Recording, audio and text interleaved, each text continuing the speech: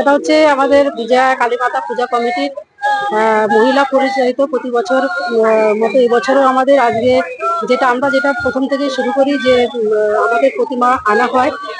বিশেষ করে আমাদের এই অঞ্চলের যত মহিলা আছে আজকে প্রায় 300 থেকে 400 মহিলা আমাদের প্রতিমা আনতে গেছে। প্রথমে আমরা গঙ্গায় জল ভরে ঠাকুরকে বরণ করে আমরা নিয়ে এসেছি। আমাদের পুজোটা পুরোটাই মহিলা পরিচালিত।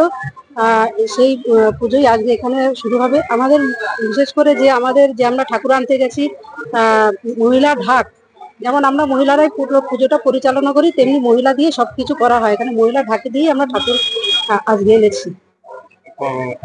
এখন কি করলেন? এখন আমাদের বস্ত্র বিতরণ হয়েছে, যারা মাকে বরণ করে নিয়ে এসেছেন তাদের জন্য আমরা বস্ত্র বিতরণ করেছি, তাদের একটুখানি খুশি দেওয়ার চেষ্টা করেছি। এখানে প্রায় 300 জনকে বস্ত্র দেওয়া হয়েছে। বাকি দিনগুলোতে কালকে যেমন আছে 2টো থেকে বসে আঁকো প্রতিযোগিতা, যা খুশি বাচ্চাদের। তারপরেই আছে আমাদের বাচ্চাদের খাতা পেন বিতরণ। তারপরে আছে আমাদের বিচিত্র অনুষ্ঠান। মহিলারা পরিচালনা বলতে আমরা যুগ যুগ ধরে দেখে এসেছি যে পুরুষরাই সবকিছু করে, কিন্তু আমাদের মাননীয় মুখ্যমন্ত্রী মমতা বন্দ্যোপাধ্যায় আমাদের পথ দেখিয়েছেন যে মহিলারাও সবকিছু পারে।